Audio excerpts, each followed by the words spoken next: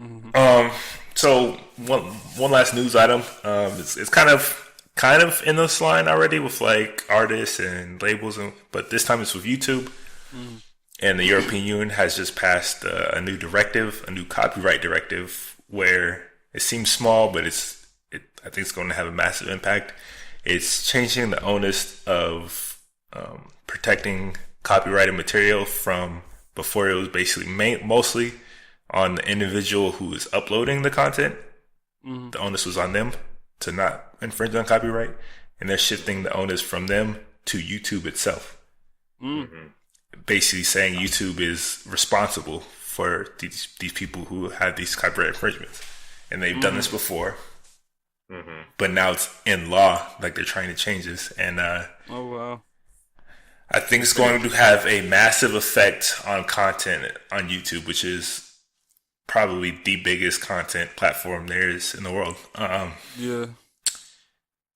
I enjoyed this part, man. Only because I noticed the benefit from my music of that. Mm-hmm. And that's kind of how I found out what was going on, because like when I went through CD Baby, they uploaded music for me under their streaming guarantee. But I decided to add my album to my own YouTube page, the full length album. Mm-hmm. And when I did that, I realized I went to it one day to kind of just check my views. I'm always paying attention to analytics. Did you get a copyright notice?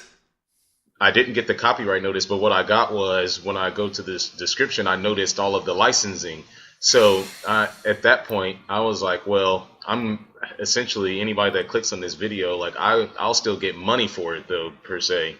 And I saw ads on some of my on like a single I uploaded last year.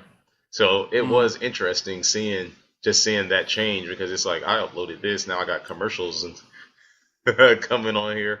But it's interesting because now, and what a friend of mine that's a rapper explained to me too, is anytime, like if I was to upload, I guess, a Nas record, then at this point, instead of me getting in trouble for it, I guess essentially, like you said, Dario, that they're putting it off more so on YouTube than like me having to watch videos for stealing or putting me in YouTube jail or doing any of that stuff. I mean, it's just crazy, the changes that are taking place so rapidly. I mean, people are panicking. So people in power, these labels, all these people that own the rights, not the people that actually create this stuff, but the people that actually own the rights are panicking because they want their money. They want all their money, which is okay, reasonable. Sure, you should get paid. People shouldn't infringe on your copyright. But by putting the onus on YouTube, what do you think YouTube's going to do now? YouTube is going to crack down so hard on anything that possibly smells like a copyright. Mm-hmm. And they already cracked down so hard on stuff that's like clearly like fair. They say anything can be fair use, but anything that's, even if it's fair use, the chances of you actually, getting to use it are very low. Like I've been through this multiple times. So, for example, we do video roundups where we talk about new music videos and movie trailers and everything. So I used to have the actual videos playing, like the actual audio playing. And I found out very quickly, even having like a 10-second thing with me talking over the actual stuff, which falls in fair use and actually commentating on the actual topic of it, I got copyright notice after copyright notice after copyright notice. And yes, the whole process, I'll tell you, the whole process is you can appeal. Mm-hmm. You can appeal it, give them the reason why. But you're not appealing to YouTube. You're appealing to the owner of the copyrighted material, which could be some giant label like Warner. So automatically, unless you're some big name channel, they're just gonna be like, fuck you, you can't use it. You can't use it. It's blocked. Or you can play it, but we're just going to monetize everything so you don't get any money from it. And then it's like, and then if you appeal or you lose, you could end up, and then if you try to fight it, like you could end up getting a strike on YouTube. And for those that know, if you get 3 strikes, they take down your channel. So it's so easy to get a strike, and you really don't have any power, even if it's clearly within the legal guidelines of fair use, YouTube basically says we're hands off. It's up to the owner of it, and the owner, especially if it's a big company, they're always going to say "fuck you" to the little guy, and like you can't do anything. But this is stupid, especially when it comes to music, because so many artists have benefited off of fan covers, off of remixes, off of parodies, off of like all types of shit, of using that, but doing it basically free promotion by like the hundreds of thousands of views by other people, maybe refurbishing their music to something else, especially covers. And now like they're gonna shit up. They're gonna about to crack down so hard on that whole sector of YouTube, which is the stupidest move in the fucking world to me. Like, Yeah. That's what we all use YouTube for. I mean, essentially, you're going to check things out. I mean, obviously, people that are putting on, like, even rare documentaries, stuff like that, you can't get it nowhere else. Somebody else might only own 3 copies in the world that might still be around, and somebody has that copy, and they're nice enough to share it with us. Right. And then, you flag it. I just think at one point, all right, you already making millions and billions of dollars off this. Yeah. I think taking a small hit versus the fucking free promo you're getting is kind of worth it. I want to hear what Leor Cohen has to say, because he's the head of music at YouTube. Yeah. Oh, he had a lot to say about it. He's saying a lot of things that I'm saying. Okay. That is stupid. I wanted to know. Like, I was like, he should be pissed. Like, he is pissed. Okay. He's pissed. He's saying we understand the need. He said, I'll read the statement right here. Let me be clear. We understand and support the intent of Article 13. We need effective ways for copyright holders to provide their content, but we believe that the current proposal will create severe, unintended consequences for the whole industry. We still have a couple of weeks to work together towards a better final. The music industry should really pay attention to these unintended consequences. The system that largely contributes to their success is at the risk of major change in the EU. That's what he's talking about specifically. Right. Like, you guys got so big off of YouTube. You guys got so much free promo off of YouTube. Right. Like, these people fans are literally promoting your shit to the ends of the earth. Yeah. And you're not spending a dime. And like, now you're about to just come shit on everything. That's just stupid. It's so dumb. Need to fight hard, a little harder, man. Like, I get it. Like, you shouldn't be able to upload somebody's entire like album and then like try to monetize it and shit like this, like or somebody's videos and try to but they need to do a better job of protecting fair use, in my opinion, for sure. Yeah. I mean, that's the thing where my situation is slightly different than most, because I uploaded essentially my own music, and that's probably why I didn't get flagged. After I'm sure they did the research and realized that this guy is also the same guy that CD Baby uploaded this music, because most people aren't doing that where they're uploading their own full-length album. It's usually like there's a couple pages that I follow on there, which who knows what's going to happen with them. One is like I can't even pronounce it right. It's like the letters MIL channel. They put a bunch of like underground hip hop stuff like that on there, but they do full-length albums. So who knows what's going to happen with those types of channels, because there's of course 100,000 subscribers. What's going to happen to all these reaction videos? You know what I'm saying? Yeah, and that too. Yeah. Oh yeah, because that's like fight videos, post-fight videos, and all that stuff like that. I mean, reaction videos get more views than the actual music video, than the actual song. I mean, that's what I subscribe. That's what I subscribe to. All that stuff. I mean, I want to see. And then there's reaction videos to all, like a compilation of all the reactions. Then they they make a compilation of all the YouTubers reacting to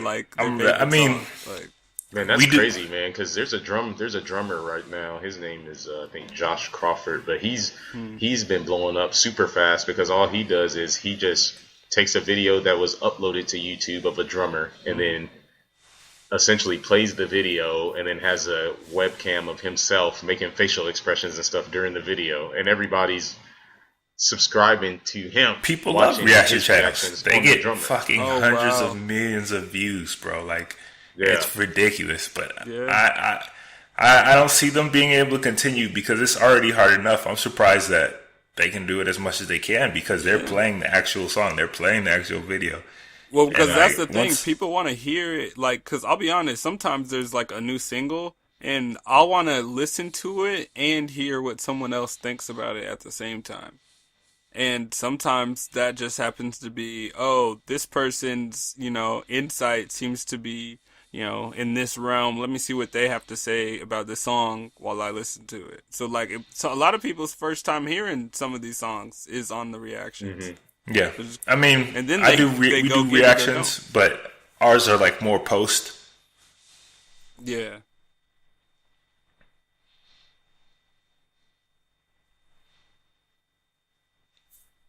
Like, I mean, I do, like you said, like, we do reactions to music and albums, but more like, we don't do like first listen reactions. Ain't nobody got time for that.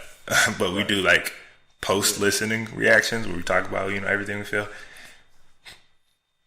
And like, sometimes I want to throw some actual songs in there, what I'm talking about. But after I start getting those copyright strikes, or not strikes, but like notices and shit, it's just not even worth the headache, bro. It's just not. No, so I'm just like, fuck it, I'm not even gonna put them up there. Yeah. It's interesting. It's that one's gonna be really interesting to see how that one turns out, and how that's gonna really affect YouTube, especially for artists. Because I think now that's on one hand you got Spotify kind of helping the artists out, and then you have like the YouTube shit going on. That's like, you get up one and then you lose the other. Like, right. Yeah, and it's weird, man, because the YouTube one to me is a little bigger deal, mainly because we as people tend to hear with our eyes. So the fact that there's video, that's the main draw to YouTube, being able to do that type of thing, which Spotify's not doing. And it's interesting, Dario, because like you said, you think this is like the way they're going about it. They're doing just like politicians. They're making changes and they're presenting it that it's just a small change, but like you said, it's actually bigger than what. Yeah, it's way bigger than what people realize right now, because they're presenting it like, oh, this is, and 100%, it's major labels behind it. 100%. Yeah. Oh, for sure. Yeah, I mean it seems like, I don't know who did what first, but it seems like it's part of the kickback plan against Spotify. Maybe like, if they're going to do this with Spotify, then maybe we need to kind of ramp up what we're doing. I mean, I wouldn't know, because you were the one that told me about the Spotify. Do you know who kind of made that move first? Was it Spotify, and then the YouTube kind of cracked down after that? I want to say Spotify, only because I remember hearing about that one before, like days before. I heard about the YouTube one, but I can't say 100% certainty. But you guys can let us know in the comments which one kicked off first. Yeah, the major labels, man, that's a joke, man. But I mean, that's the thing is they did it to themselves, man. If it all comes down crashing and burning, that they're only gonna be able to look at themselves. I mean, just the way they've handled so many artists throughout the years, and just the talent pool is not what it is when you compare it with like indie labels. Like, I look at mainly the LA cats, man. Like, between TDE and then the musician side of that, which is like the Brain Feeder and all those guys. Being in the record label business it's a dying industry, and they're just clinging on to whatever little change they can. That's it.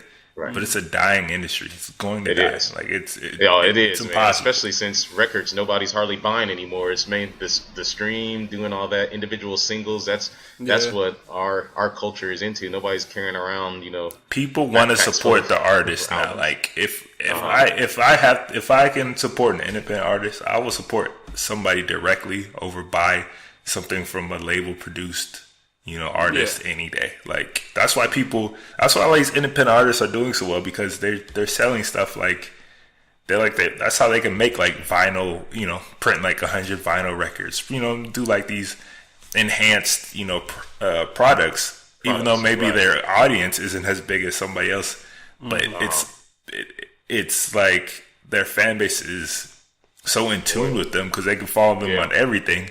That they're willing to pay that premium just to, support them, because they love what they're doing. Like, but if they were on a label, like, I don't think they'd be able to do that. You know what I'm saying? So like, it's just, it's gonna change. Like it's just them fighting, trying everything they can, their hardest to fight against like the rising tide. That's it. But there's nothing they can do. It's gonna happen eventually. Like it's already basically on its lifeline since the early 2000s, and now it's like they can really see it closely. It's about to be done. It's about to be over. Yeah, which is a good thing.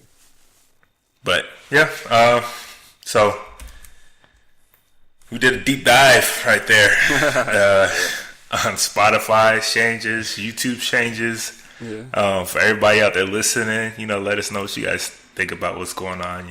Especially if you or yourself are an artist and have to go through the whole process of dealing with YouTube and Spotify. It's almost impossible these days not to. So we want to know what you think about it. Let us know in the comments down below.